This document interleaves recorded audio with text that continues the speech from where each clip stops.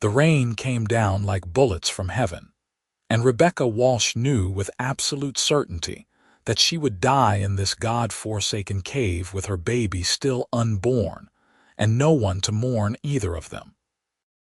Lightning split the sky outside the narrow opening where she had crawled on hands and knees 3 hours earlier, her swollen belly dragging against the rough ground, her dress soaked through and clinging to her shaking body. The storm had caught her 2 miles from Desdemona, Texas, where she had been heading with the last of her strength and the few coins sewn into the hem of her petticoat. She was 19 years old, alone, and about to bring a child into a world that had shown her nothing but cruelty since the day her husband died 6 months ago. Another contraction tore through her, and Rebecca bit down on her own forearm to keep from screaming. The taste of her own blood mixed with rainwater on her tongue. She had been laboring since dawn, walking through the heat until the sky turned black and the temperature dropped 20 degrees in as many minutes. Texas weather was unpredictable in September of 1878, but this storm felt biblical in its fury. Thunder shook the cave walls, sending small rocks tumbling from the ceiling, and Rebecca pressed herself against the back wall, drawing her knees up as much as her body would allow. She thought of Thomas, her husband, dead from a rattlesnake bite while they were crossing through New Mexico territory. They had been heading to California, full of dreams about orange groves and a little house by the ocean. Instead, she had buried him in hard desert ground with the help of a passing prospector who took pity on her. By the time she realized she was pregnant, she had run out of money and options.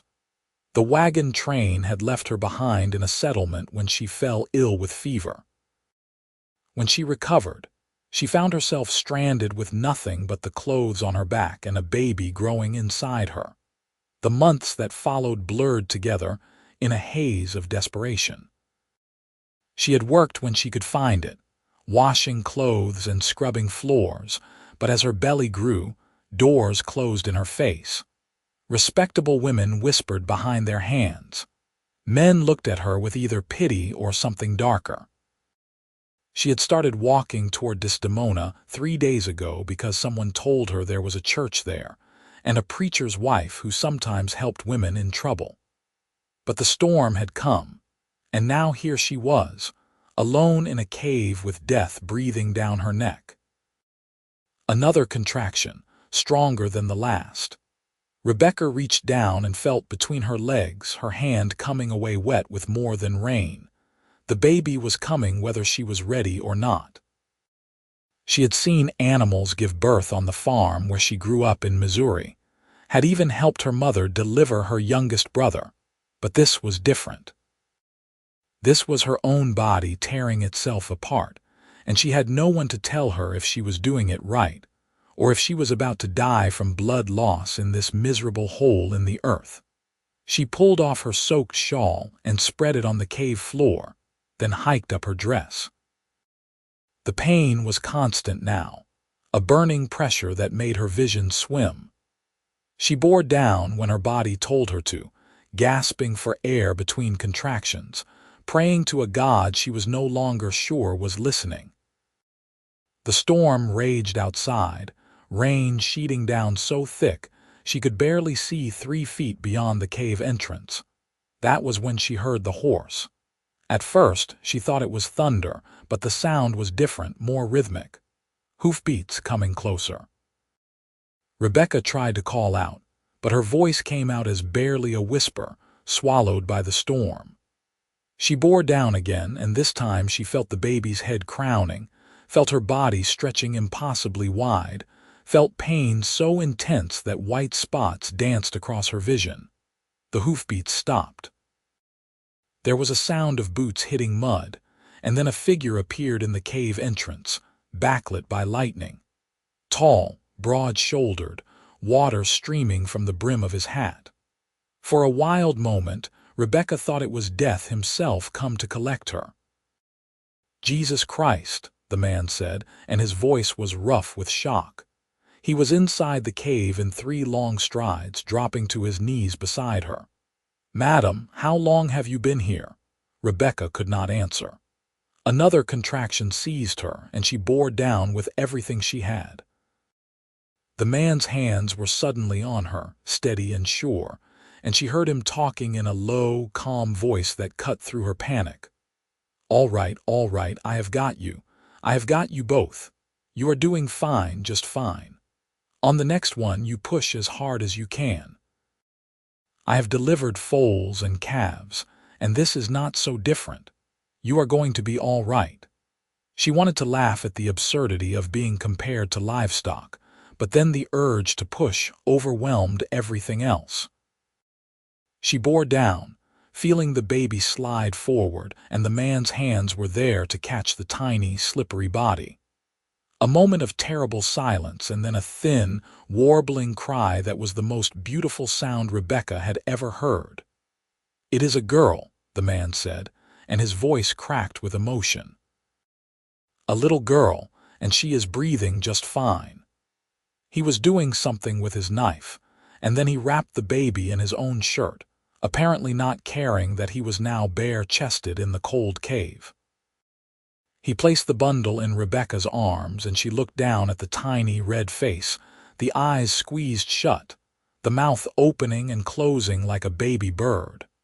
"My baby," Rebecca whispered, and then everything went dark. She woke to the sensation of movement. She was wrapped in something warm and dry, and beneath her was the solid bulk of a horse. Strong arms held her against a man's chest, and she could hear the steady thump of his heartbeat beneath her ear. The rain had lessened to a drizzle, and the sky was starting to lighten in the east. "My baby," she said, and her voice came out raspy. "Right here," the man said, and she realized that the bundle tucked between them was her daughter, still breathing, still alive. "We are almost home. Just hold on a little longer." Rebecca tried to see his face, but her vision was blurry and her head was swimming. She was aware of losing time, of fading in and out. There were voices, women's voices, and then she was being carried inside somewhere warm. Hands undressed her, washed her, dressed her in something clean and soft. Someone held a cup to her lips, and she drank something warm and sweet. Through it all, she heard her baby crying, and the sound tethered her to the world of the living. When she finally woke fully, it was to afternoon sunlight streaming through a window. She was in a bed, a real bed with clean sheets and a quilt, in a room with whitewashed walls and lace curtains. For a moment, she thought she had died after all and gone to some unexpected heaven. Then she turned her head and saw her daughter sleeping in a wooden cradle beside the bed. The door opened, and a woman came in carrying a tray. She was middle-aged, with graying hair pulled back in a bun and kind eyes that crinkled at the corners when she smiled. "Well now, you are awake. You gave us quite a scare, young lady. I am Martha Fletcher. This is my home, and you are safe here." Rebecca tried to sit up, but her body protested. Martha set down the tray and helped her, propping pillows behind her back. "My baby," Rebecca said, "is perfect. A little small but healthy. She has been sleeping and eating like a champ. I have been feeding her sugar water and a little goat's milk. She took to it just fine." Rebecca felt tears sliding down her cheeks. "I thought we were going to die." "You nearly did," Martha said, and her voice was gentle but honest. "You lost a lot of blood. But my son found you just in time, and he brought you here. You have been asleep for nearly 2 days. 2 days." Rebecca looked at her daughter, at the tiny chest rising and falling with each breath. 2 days of life, and she had missed them. "Your son," Rebecca said, "the man who found me. I need to thank him. You will get your chance. He has been asking after you every few hours." Martha handed her a bowl of broth. "But first you eat. You need your strength if you are going to nurse that baby." The broth was rich and warm, and Rebecca had not realized how hungry she was until the first spoonful touched her tongue. She ate slowly while Martha busied herself around the room, tidying things that did not need tidying. "What is your name, dear?" Martha asked. "Rebecca Walsh." "I was heading to Desdemona when the storm caught me." "Well, you made it. This ranch is about 5 miles outside of town. We are the Fletcher place. It has been in my husband's family for 20 years, though he passed 3 years ago. Now it is just me and my son running things." "I am sorry about your husband. And I am sorry that you were alone out there in that storm. Where is your husband, if I may ask?" Rebecca's throat tightened. "Dead. Rattlesnake bite 6 months ago." Martha's expression softened with understanding. "That poor baby girl, never knowing her father. And you, so young to be a widow. What were you planning to do in Desdemona?" "I heard there was a church. I thought maybe someone could help me find work, or a place to stay until I got back on my feet." Rebecca looked down at the baby. "I do not have much money, but I can work. I am a hard worker. I can clean or cook or do laundry. Whatever you need." "You just had a baby in a cave, girl. You are not working anywhere for at least a few weeks. You can stay here as long as you need to." "I cannot impose on your kindness without paying my way. You let me worry about that." Martha's voice was firm. "Right now, your only job is to heal and take care of that little one. Have you thought of a name for her?" Rebecca looked at her daughter, really looked at her for the first time. Tiny fingers curled into fists, a dusting of dark hair on her small head. She was perfect and impossible in here. "Rose," Rebecca said. "Her name is Rose." "That is a beautiful name." Martha smiled. "Now you rest. I will bring Rose to you when she wakes and needs feeding." After Martha left, Rebecca lay back against the pillows and stared at the ceiling. She was alive. Her baby was alive. They were warm and safe, at least for now. It felt like a miracle, and she was not sure what she had done to deserve it. That evening there was a knock on the door, and Martha's voice called out, "Rebecca, dear, my son would like to meet you properly if you are feeling up to it." Rebecca sat up, suddenly aware of how she must look. Her hair was a tangled mess, and she was wearing a borrowed nightgown. But this man had saved her life and her daughter's life, and she owed him more than she could ever repay. "Yes, please," she said. The door opened, and he came in, hat in his hands. He was younger than she had expected, maybe 24 or 25, with dark hair that curled slightly at the ends and eyes the color of whiskey in sunlight. He was tall and lean, with the hard muscle of someone who worked with his hands. There was a scar on his left cheekbone, a thin white line that gave his face character. He looked uncomfortable standing in her bedroom doorway, shifting his weight from foot to foot. "Madam," he said, and his voice was the same one she remembered from the cave, rough and low. "I just wanted to check on you, make sure you are doing all right." "Thanks to you," Rebecca said. "I do not even know your name." "Harris Fletcher, madam, but everyone calls me Harris." "Well, Harris, you saved my life and my daughter's life. I do not know how I can ever thank you." "You do not need to thank me. I just did what anyone would have done." "Not anyone," Rebecca said softly. "A lot of people would have ridden right past that cave." Harris looked down at his hat, turning it in his hands. "I almost did. The storm was so bad I could barely see. But something made me look twice, and I saw your shawl caught on a rock near the entrance. I thought maybe someone had taken shelter, and I figured I should check to make sure they were all right. Thank God you did." There was a moment of silence, and then Rose made a small sound in her cradle. Harris's entire face changed, softening in a way that made him look younger. "Can I see her?" he asked. "Of course." He crossed to the cradle and looked down at Rose. His expression was one of such wonder that Rebecca felt something shift in her chest. "She is so small," Harris said. "When I was holding her in the cave, I was terrified I was going to drop her or hurt her. I have never held anything so fragile. You did everything right. You saved us both." Harris looked up at her, and their eyes met. Rebecca felt a jolt of something she could not name, something warm and unsettling all at once. "I am glad," Harris said quietly. "I am real glad you are both all right." Over the next few weeks, Rebecca healed. Her body slowly recovered from the trauma of birth, and she settled into a routine of caring for Rose. Martha treated her like a daughter, fussing over her and bringing her meals, refusing to let her do more than the lightest chores. The Fletcher Ranch was a working cattle operation, and Harris was out from dawn to dusk most days, but he came by the house every evening to check on them. Rebecca found herself listening for his footsteps, for the sound of his voice in the hallway. She told herself it was just gratitude, that anyone would feel indebted to the person who saved their life.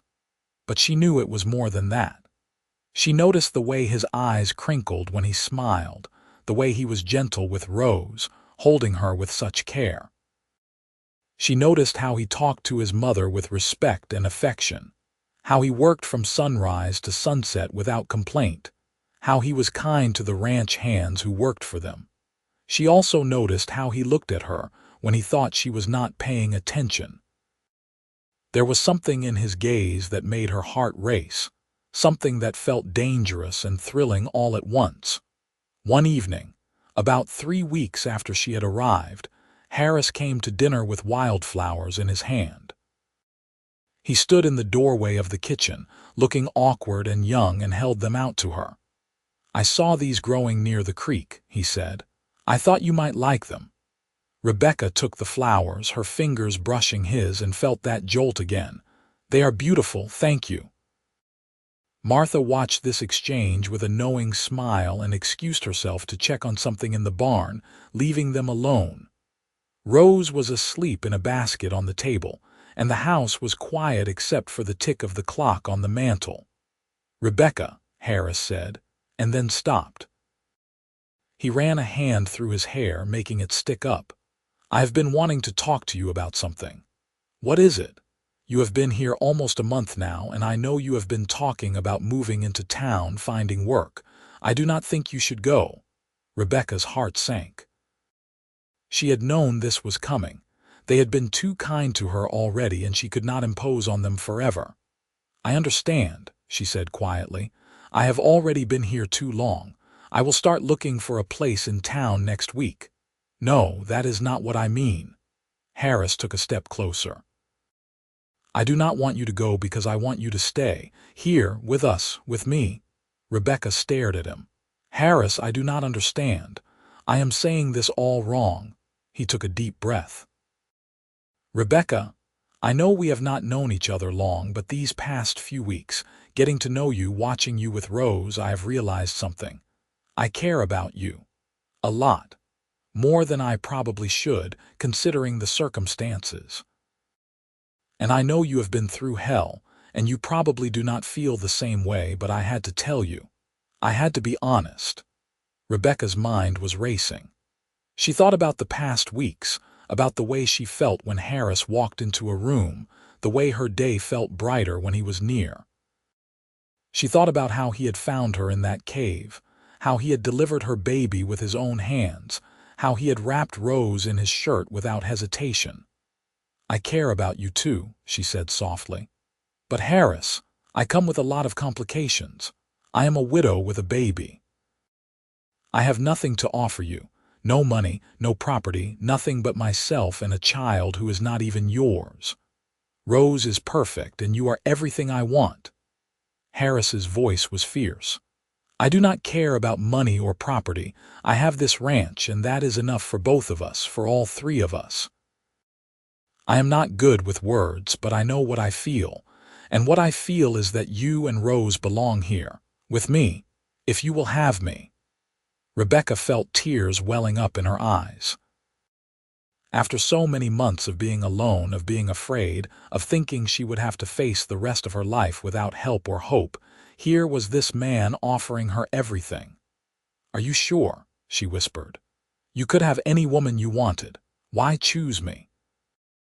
Harris crossed the distance between them in 2 strides. He cupped her face in his calloused hands, his touch gentle despite the roughness of his skin. "Because when I found you in that cave, fighting to bring Rose into this world, I saw the strongest person I have ever known. Because every day since then, you have shown me what real courage looks like. Because when I look at you, I see my future, and it is a future I want more than anything." "Harris," Rebecca breathed, and then his lips were on hers, soft and tentative and perfect. She kissed him back, her hands coming up to grip his shirt, and for the first time since Thomas died, she felt like she was not alone anymore. When they broke apart, Harris was smiling, and Rebecca realized she was smiling too. "So is that a yes?" he asked. "Yes," Rebecca said. "Yes, I will stay. Yes to all of it." Harris whooped and picked her up, spinning her around the kitchen. Rose stirred in her basket but did not wake. When he set Rebecca down, they were both laughing. "We should tell Ma," Harris said. "She is going to be over the moon." Martha was indeed over the moon. She cried and hugged them both and declared that this was the best news she had heard in years. That night, they celebrated with a special dinner, and Rebecca felt like she was part of a family again. The next few months passed in a blur of happiness. Harris courted her properly, even though they were already living in the same house. He brought her flowers and small gifts, took her on walks around the property, sat with her in the evenings and talked about everything and nothing. He was patient with Rose, never treating her as anything less than a gift. He would hold her and talk to her in a low, soothing voice, and Rebecca would watch them and feel her heart swell with love. They were married in December, in the small church in Desdemona. Rebecca wore a dress that Martha had sewn for her, pale blue with lace at the collar.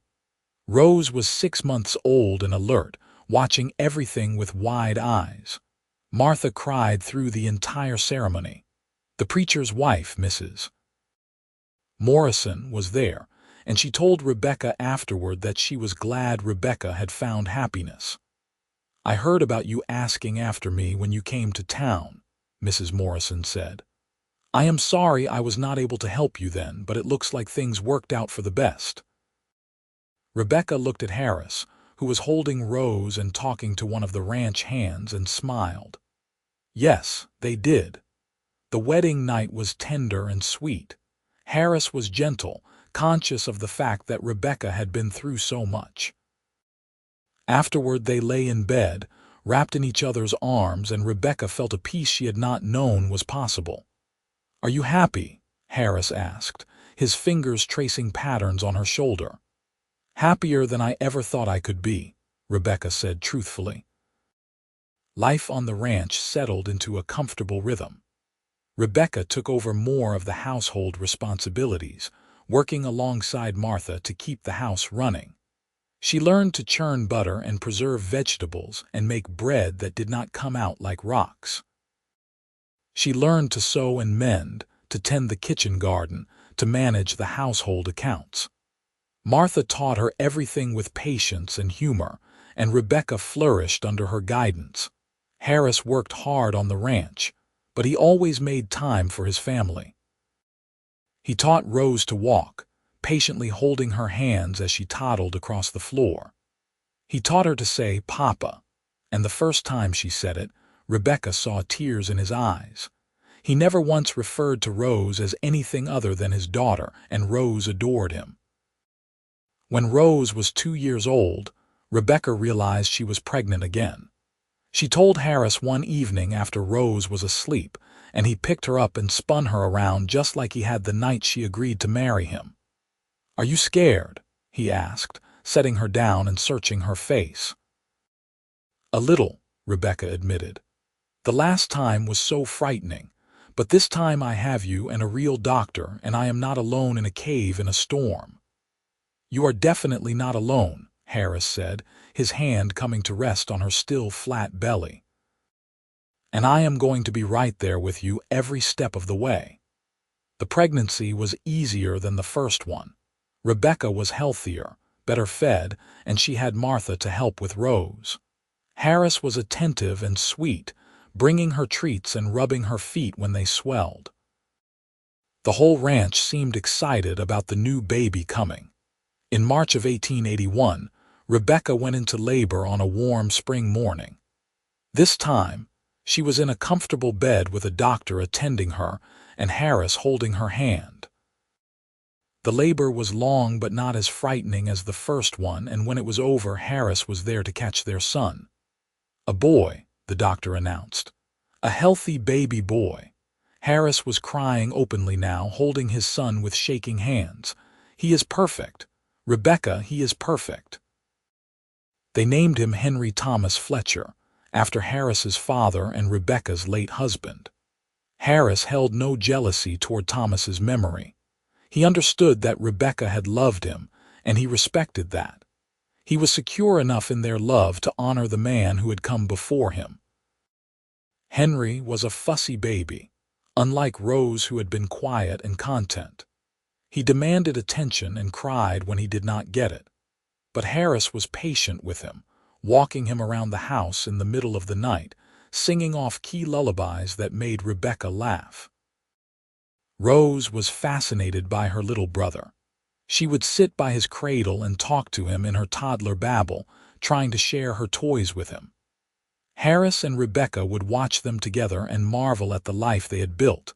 When Henry was 6 months old, they had a scare. He developed a fever that would not break, and for 3 terrifying days, Rebecca thought she was going to lose him. The doctor came and went, and all they could do was keep him cool and pray. Harris barely left Henry's side, and Rebecca saw the fear in his eyes. "He is going to be all right," she told him, though she was trying to convince herself as much as him. "He is a fighter. He is your son." "He is our son," Harris corrected, and held her while they both cried. Henry's fever finally broke on the 4th day, and the relief was overwhelming. Harris held his son and wept, and Rebecca knew that if anything had happened to Henry, it would have broken them both. After that, they appreciated every day even more. The years passed, marked by small joys and occasional hardships. There were droughts that made the cattle lean and winters that were brutally cold. There were good years when the calves were strong and the prices were high. Through it all, Harris and Rebecca faced everything together. When Rose was 5, she started asking questions about where babies came from and why her last name had changed from Walsh to Fletcher. Rebecca and Harris sat her down and explained as gently as they could that Harris had not always been her father, but that he loved her just as much as if he had been there from the beginning. Rose thought about this for a moment, her small face serious. Then she said, "So you found Mama and me in the cave when I was being born?" "That is right," Harris said. "And then you brought us home?" "Yes." Rose considered this, then climbed into Harris's lap and wrapped her arms around his neck. "Then you are my papa. You chose me." Harris's voice was thick when he said, "I did choose you, and I would choose you again every single day." Rebecca watched this exchange with tears in her eyes. Her daughter was loved, truly loved, and that was all she had ever wanted for her. The years continued to pass. Rose grew into a bright, curious girl who loved horses and books in equal measure. Henry grew into a rambunctious boy who followed his father everywhere and dreamed of being a cowboy. Martha aged gracefully, slowing down but still sharp as a tack, dispensing wisdom and baked goods in equal measure. When Rose was 10 and Henry was 8, Rebecca discovered she was pregnant again. She was older now, 30 years old, and she worried about the risks. But the doctor assured her she was healthy, and Harris was thrilled at the prospect of another child. This pregnancy was harder than the previous 2.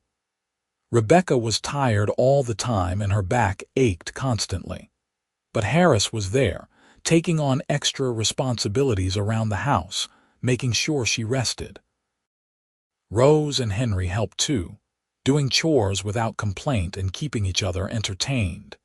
In November of 1886, Rebecca gave birth to another daughter. The labor was quick and intense, and before the doctor could even arrive, Martha had delivered the baby with Harris's help. When it was over, Harris laid their daughter in Rebecca's arms and kissed her forehead. "Another perfect girl," he said. "We make beautiful babies together." They named her Martha Rose Fletcher, after both her grandmother and her older sister. Little Martha, as they called her, was a happy baby with her father's dark hair and her mother's green eyes. Rose and Henry adored her, fighting over who got to hold her and help take care of her. The Fletcher ranch thrived. Harris expanded the operation, buying more land and more cattle. He hired more hands, and the ranch became known throughout the area for the quality of its stock. Rebecca managed the household with skill and grace, and she also started keeping books for the ranch, discovering she had a head for numbers. They were not wealthy by any means, but they were comfortable, and more importantly, they were happy. Harris and Rebecca's love only deepened over the years. They had weathered storms together, both literal and figurative, and every challenge had made them stronger. When Rose was 16, she started being courted by the son of a neighboring rancher. Rebecca watched her daughter with mixed feelings, remembering her own young love for Thomas, remembering the pain of losing him. But Harris reassured her. "Rose is smart and strong, just like her mother," he said. "She will make good choices, and we will be here to support her no matter what." The young man, Daniel, was respectful and hardworking, and after a proper courtship, he asked Harris for permission to marry Rose. Harris gave his blessing, though Rebecca could see it pained him to think of his little girl leaving home. Rose and Daniel were married in the spring of 1889, in the same church where Harris and Rebecca had married years before. Rose was 17, Daniel was 19, and they were clearly in love. Rebecca cried through the ceremony, and Harris held her hand, his own eyes suspiciously bright.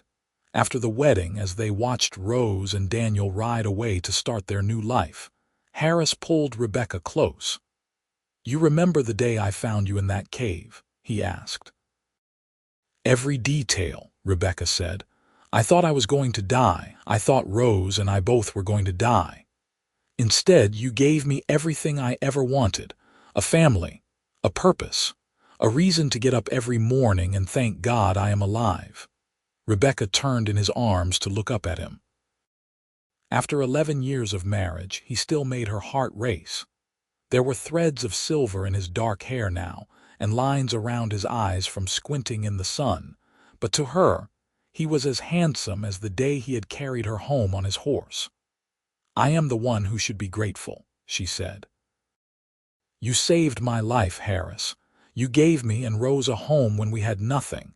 You loved us when you did not have to." "I had to," Harris said simply. "From the moment I saw you in that cave, fighting so hard to survive, to give Rose a chance at life, I knew you were extraordinary. And every day since then, you have proven me right." They stood there, holding each other, watching the sun set over the Texas hills. In the house behind them, Henry was playing with little Martha, their laughter drifting through the open windows. Martha was in the kitchen, probably making dinner and humming to herself. The ranch stretched out around them, cattle lowing in the distance, the windmill creaking as it turned. This was home. This was family. This was everything Rebecca had dreamed of during those dark months after Thomas died, during that terrifying night in the cave when she thought all hope was lost. Henry grew up to be a fine young man, serious and hardworking like his father. When he was 18, he told Harris and Rebecca that he wanted to go to agricultural college, to learn new methods of ranching and farming. Harris was proud and a little surprised, but he supported his son's ambitions. They sent Henry off to college in Austin, and the house felt emptier without him. Little Martha, who was not so little anymore at 8 years old, took her brother's departure hard.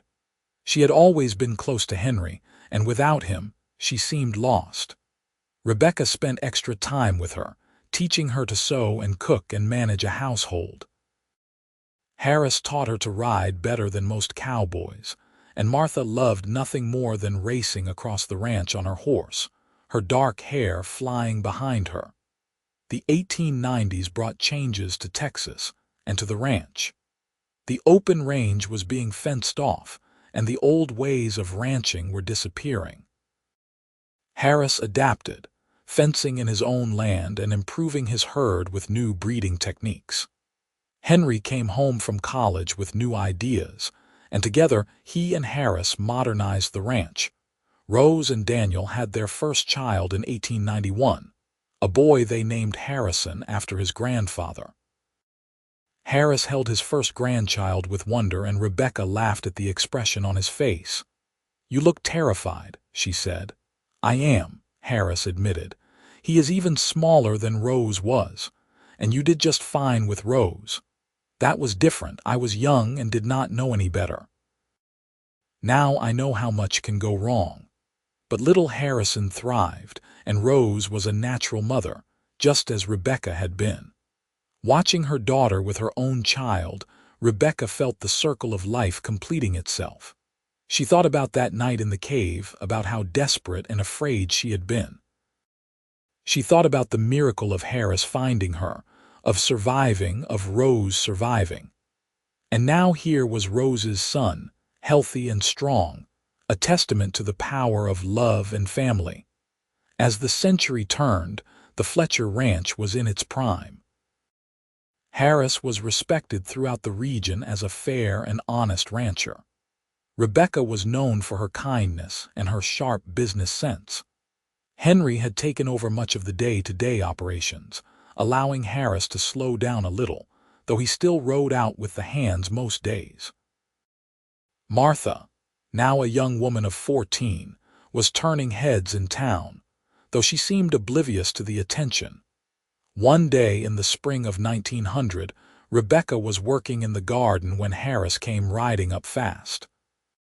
She straightened, her hand going to her back, which still ached sometimes from old injuries. Harris was off his horse before it fully stopped, and the look on his face made her heart skip. "What is wrong?" she asked. "Nothing is wrong." Harris was grinning like a fool. "I just got word from town. Rose had her baby, another boy. Mother and baby are doing fine." Rebecca felt tears spring to her eyes. "Another grandson? Oh, Harris, we should go visit them tomorrow," Harris said, pulling her into his arms. "Bring Martha. Make a day of it." They did visit the next day, and Rebecca held her newest grandson, named Thomas Daniel, after both his grandfathers. Rose looked tired but radiant, and Daniel was clearly proud. Rebecca thought about the long chain of love and life stretching back to that stormy night in the cave, forward to this moment, and on into a future she could barely imagine. That night, lying in bed with Harris, Rebecca said, "Do you ever think about how different things could have been? If you had not found me that night, if the storm had been just a little worse, or if you had ridden past the cave." "I try not to think about it," Harris said. "It scares me too much, but I will tell you what I do think about. I think about how grateful I am for every day we have had together. I think about how blessed I am to have you and Rose and Henry and Martha and now grandchildren. I think about how that storm brought you into my life and how it was the best thing that ever happened to me." Rebecca snuggled closer to him. "I love you, Harris Fletcher. I have loved you since the day you wrapped Rose in your shirt and told me everything was going to be all right. And I have loved you since the moment I saw you in that cave, the bravest woman I ever met. I will love you until my last breath and beyond." They fell asleep wrapped in each other's arms, the way they had for over 20 years, secure in their love and in the life they had built together. Martha married when she was 19, to a young veterinarian who moved to Desdemona to start a practice. Harris walked her down the aisle, crying openly, not caring who saw. Rebecca watched her youngest daughter marry and felt the bittersweet ache of letting go, but she also felt pride. All three of her children had grown into good, kind, capable adults. They had chosen partners wisely and were building their own happy lives. Harris and Rebecca grew older together. Gray hair turned white. Hands that had once been strong and sure grew weathered and sometimes shaky, but their love never wavered. They still held hands when they walked. Harris still brought Rebecca wildflowers. Rebecca still made Harris's favorite meals. They still kissed goodnight every evening and good morning every dawn. Henry eventually married a schoolteacher from town, a smart, practical woman named Alina who fit seamlessly into the family. They gave Harris and Rebecca 2 more grandchildren. Martha had 3 children in quick succession, keeping her busy and happy. Rose and Daniel ended up with 5 children total, a boisterous, loving bunch who descended on the ranch for holidays and celebrations. The ranch remained in the family, passed down from Harris to Henry, who ran it with the same integrity and hard work his father had shown. Harris and Rebecca remained in the main house, and Harris still rode out most days well into his 60s, much to Rebecca's exasperation. "You are going to fall off that horse one day and break your fool neck," she would scold. "Then bury me on the range," Harris would reply with a grin. "I cannot think of a better place to spend eternity." In the summer of 1908, they celebrated their 30th wedding anniversary with a party that brought together the whole family. The house was filled with children and grandchildren, with laughter and love. Rebecca looked around at all the faces, at the family that had grown from nothing, from a desperate night in a cave and a cowboy who chose to stop and help. Harris made a toast, his voice still strong despite his age. "To my beautiful wife, Rebecca, who has given me 30 years of the greatest happiness a man could ask for, who gave me a family and a purpose and a reason to wake up every morning grateful, who survived impossible odds and came out stronger. I love you more today than I did the day we married, and I will love you more tomorrow than I do today." There was not a dry eye in the room. Rebecca stood and kissed her husband, and their children and grandchildren cheered. Late that night, after everyone had gone home or gone to bed, Harris and Rebecca sat on the porch swing, watching the stars. The summer air was warm and full of the sound of crickets. In the distance, cattle were settling down for the night. The windmill creaked its familiar song. "Do you remember the first time we sat on this swing together?" Harris asked. "Of course. It was right after you told me you wanted me to stay. I was so scared and so hopeful all at once." "I was terrified," Harris admitted. "I thought for sure you would say no. I thought you would think I was crazy for falling in love so fast. Maybe we were both crazy, but it was the best kind of crazy." Harris took her hand, his thumb tracing the wedding ring he had placed there 30 years ago.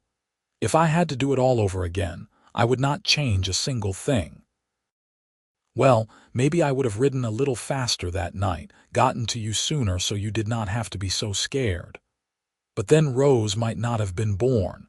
Everything happened exactly the way it was supposed to. I truly believe that." "Do you ever think about Thomas?" Harris asked. It was a question he had asked before over the years, and Rebecca had always answered honestly. "Sometimes.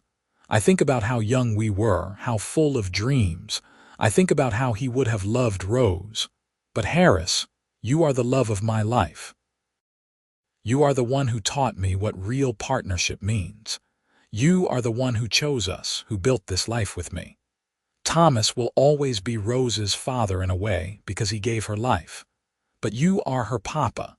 You are the one who raised her, who loved her, who walked her down the aisle.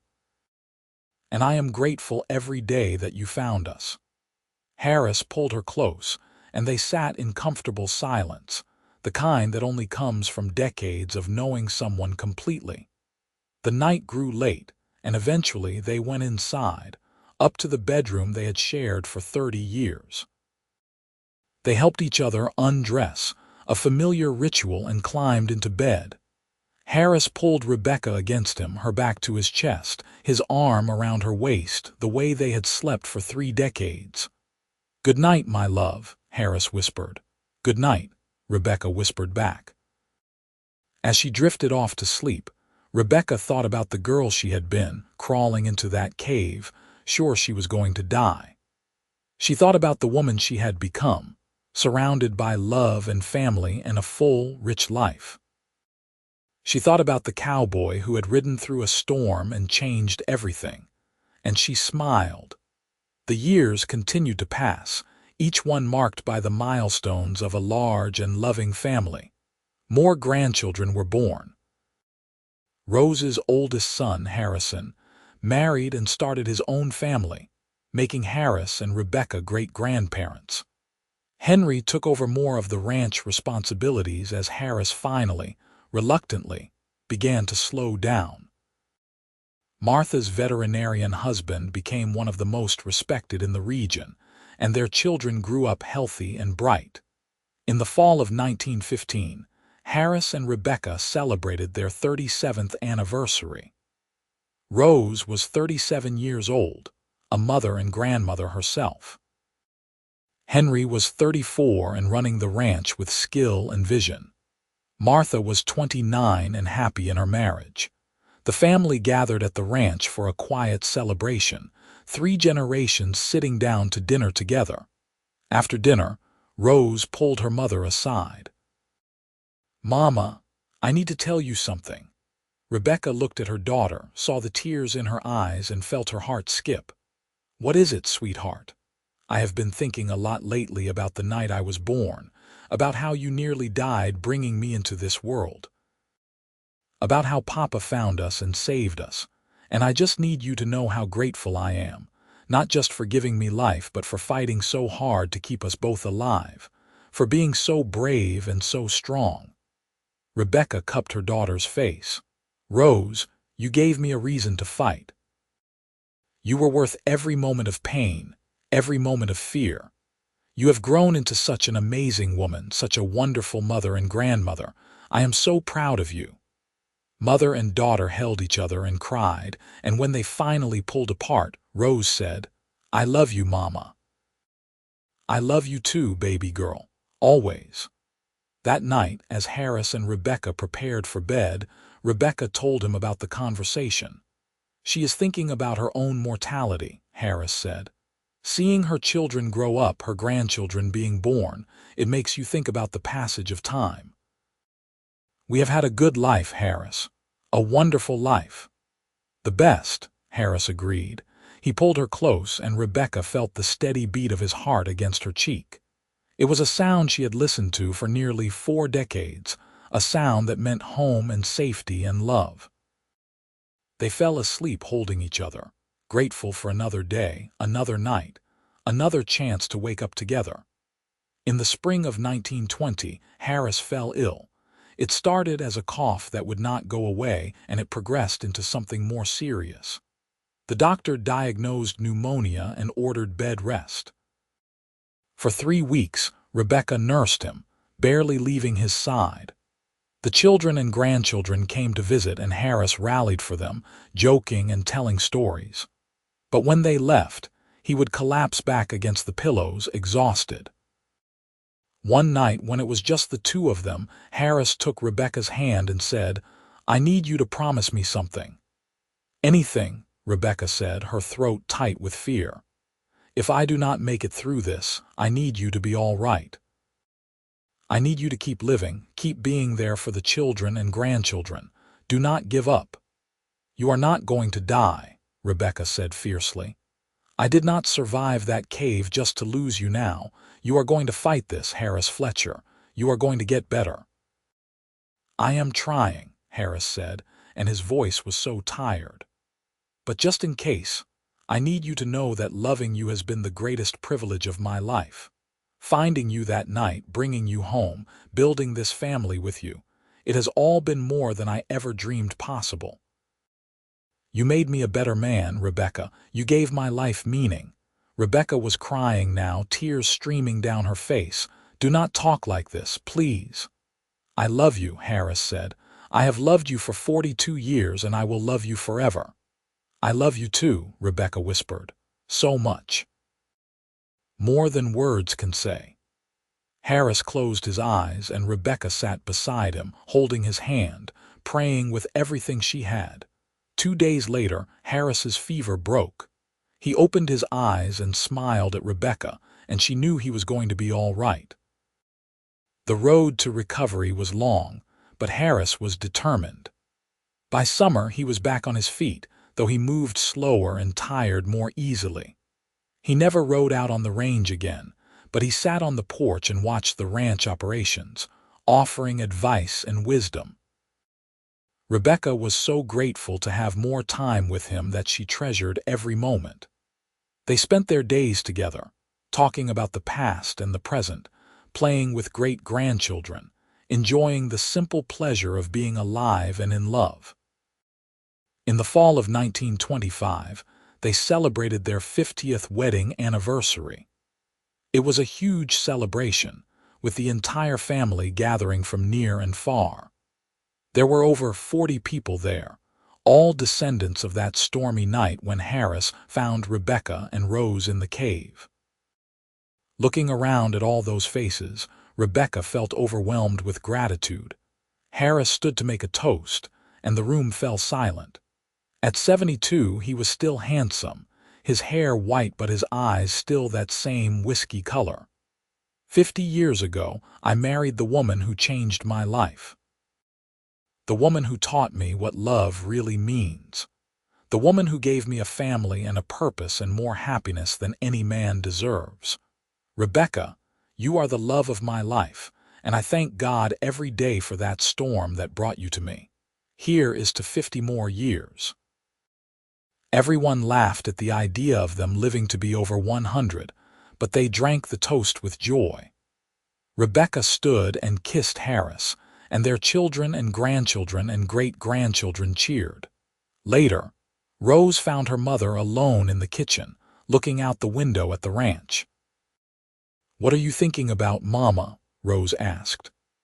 "I am thinking about how lucky I am," Rebecca said. "How lucky we all are. If your father had not found us that night, none of this would exist. You might not have survived. I definitely would not have. And all these people, all these children and grandchildren and great-grandchildren, they would never have been born. It is a miracle, really." Rose hugged her mother. "You and Papa are the miracle. The love you share, the family you built together, that is what has given all of us such a wonderful foundation. You showed us what a good marriage looks like, what real love looks like, and we are all better for it." Rebecca held her daughter tight and thought about the scared, desperate girl she had been, giving birth alone in a cave. She thought about the brave cowboy who had chosen to stop, to help, to love. She thought about the 50 years of joy and sorrow, triumph and challenge that they had faced together. And she knew with absolute certainty that she would not change a single thing. Harris and Rebecca lived out their remaining years in contentment and peace. They watched great-grandchildren grow, and even lived to see the birth of a few great-great-grandchildren. The ranch thrived under Henry's management, and the family remained close-knit and loving. On a warm spring morning in 1930, Harris and Rebecca sat on the porch swing, just as they had countless times before. Harris was 77, Rebecca was 71, and they had been married for 55 years. "You remember what I said to you in the cave?" Harris asked. "The first words I ever spoke to you," Rebecca smiled. "You said Jesus Christ because you were shocked to find me in there," Harris laughed. "Well, yes, that, but after, I said I have got you both." "You did," Rebecca said softly. "You have had us ever since." "And I always will," Harris promised. for as long as I am breathing and beyond." They sat in comfortable silence, watching the ranch wake up around them. Cattle in the distance, birds singing, the sun rising over the Texas hills. It was a scene they had witnessed thousands of times, and yet it never got old. "I love you, Rebecca Walsh Fletcher," Harris said. "And I love you, Harrison Fletcher," Rebecca replied. They held hands and watched the sunrise. Two people who had found each other in the darkest of circumstances and built a lifetime of light. Their story had started with a storm and a cave and a desperate moment, but it had become something beautiful. It had become a legacy of love that would continue for generations. And that, Rebecca thought, was the greatest miracle of all.